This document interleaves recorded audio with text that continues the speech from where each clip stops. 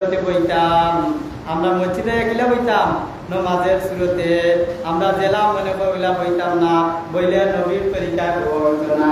আর যদি নমাজের শুরুতে আমরা বই হইব সুন্নত তরিকায় রহমতুল্লিল আলামিনের তরিকায় হইব।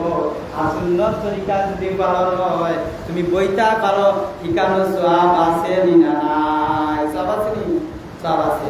এর কারণে আমরা প্রত্যেকটা জিনিসও কিতাব করতাম নবীর তরিকা সুন্নত টুকাইতাম। সুন্নত টুকাইলে কি করব? আল্লাহ নবী রহমতুল্লিল আলামিন সাহাবায়ে কেরামের মাঝে ওয়াজ করলা ও আমার সাহাবায়ে কেরাম। তবে তাবাইনের যুগের বাদে যে একটা যুগ আইব, কঠিন যুগ আইব, এটা কিয়ামতের আলামত হইব। এই যুগের মানুষ বলতে যারা একটা সুন্নত মানব, একটা সুন্নত পালন করব, 100 জন গলা কাটা শহীদ হইলে যতখান সওয়াব হইব, একটা সুন্নত মানলে এর চাইতে বেশি সওয়াব আল্লাহ তাআলা তার নামায় দান করবা। বলেন সুবহানাল্লাহ। মনে হয় আপনারা আমার এই কথা বুঝছেন না? বুঝছেন নি? বলে একটা সুন্নত যে মানবো সে 100 জন গলা কাটা শহীদের সওয়াব পাইব। সুবহানাল্লাহ। লেগোলাগাত আল্লাহ নবীর সাহাবী বলতে বইলা আল্লাহ নবী রহমতুল্লিল আলামিন 100 জন গলাকাটা সওয়াব শহীদের সওয়াব তারা অত সহজে পাইব। এটার কারণটা কিটা?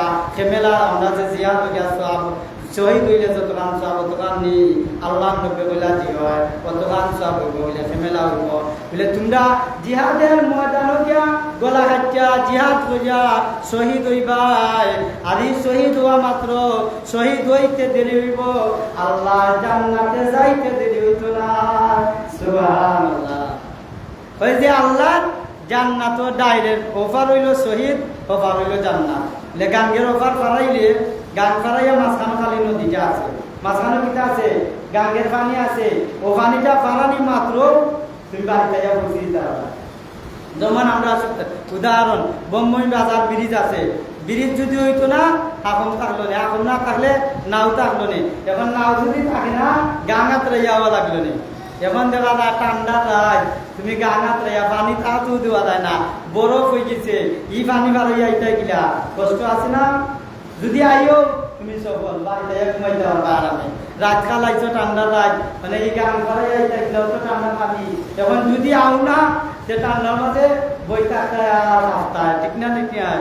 আর যদি আইও সেগুলো ফুরিয়া বিদেশি কম্বল উড়িয়া সুন্দর করে রাজ্জাল পাইব, পাইবনি না? পাইতো না।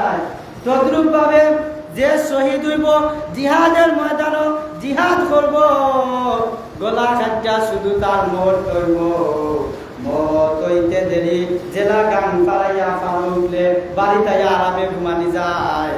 তদ্রুপ ভাবে আল্লাহ রাব্বুল আলামিন তুমি গলা কাটা শুধু মারা যাইবাই, মারা যাইতে দেরি হইব তুমি আল্লাহর জান্নাতের আরামত ভোগ করতে দেরি না। সুবহানাল্লাহ। বুঝছেন সহজে আমার কথা?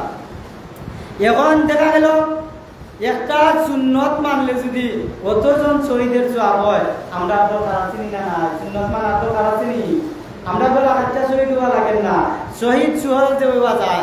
একটা সুন্নত মানলে 100 জন শহীদের সওয়াব। কেমন শহীদের সওয়াব?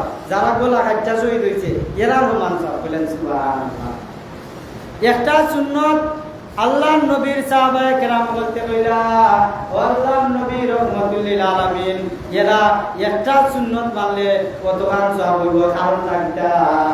আমরা গলা কাটা একবার একজন গলা কাটা শহীদ হয়ে গলা কাটা শহীদের একজনের সওয়াব হয়, আর তারা একটা সুন্নত মানলে কতখান সওয়াব হয়। এটার কারণটা কিটা? আল্লাহ নবী রহমতুল্লিল আলামিনে কইলা এটার কারণ হইল গিয়া এমন এক সময় আইব, এমন এক যুগ আইব, এমন এক সময় কাটাইব একটা সুন্নত মানাও তার লাগে বিরাট কঠিন হইয়া দাঁড়াইব। তারা বেদাত করব কিন্তু সুন্নত মানত নাই, সুন্নত টুকাইয়া করত নাই, বেদাত টুকাইয়া টুকাইয়া করব। কিতা করব? সুন্নত টুকাইয়া করত নাই। কারণ হইল গিয়া সুন্নত মান্না চলা তার লাগি কঠিন হয়ে যাব। যেমন সাধারণভাবে নমাজের মাঝে সুন্নত আসেনি না নাই?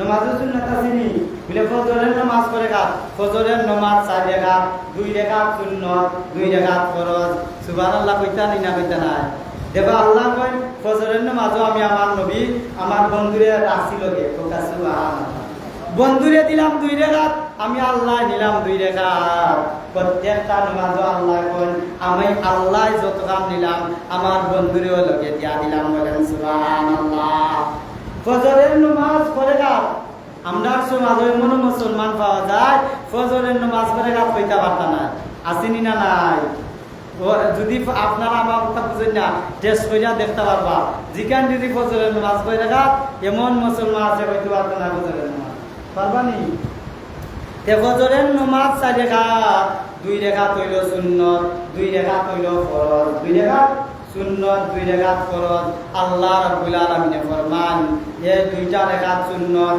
যদি কেউ ফজরের আদায় করে গোটা দুনিয়া যদি এক পাল্লার মধ্যে রাখা হয় আর ফজরের সুন্নত নামাজ 2 রাকাত এক পাল্লায় রাখা হয় বলা হয়েছে সুন্নতের পাল্লাটা বেশি বার হয়ে যাবে বলেন সুবহানাল্লাহ যেমন ধরুকা উদাহরণস্বরূপ আস্তা দুনিয়া 5 কেজি আস্তা দুনিয়া 5 কেজি আর ফজরের নামাজ 10 কেজি বুঝছেন নিশ্চয় 10 কেজি বলুন না 5 কেজি বলুন বলে 10 কেজি বলুন সারা দুনিয়া এক পাল্লা তুলো আর এক পাল্লা ফজরের 2 রাকাত সুন্নত তুলো সুন্নতের পাল্লাটা বার হইল সুবহানাল্লাহ অথচ আমরা দেখা গেল এই সুন্নত করতাম রাজি হই না আল্লাহ নবী রহমতুল লিল আলামিন রে মানতে হইলে আল্লাহ নবী রহমতুল লিল আলামিন রে ভালোবাসতে হইলে সুন্নত মানা রাখবো এখন দেখা যায় আমরা কিতা করি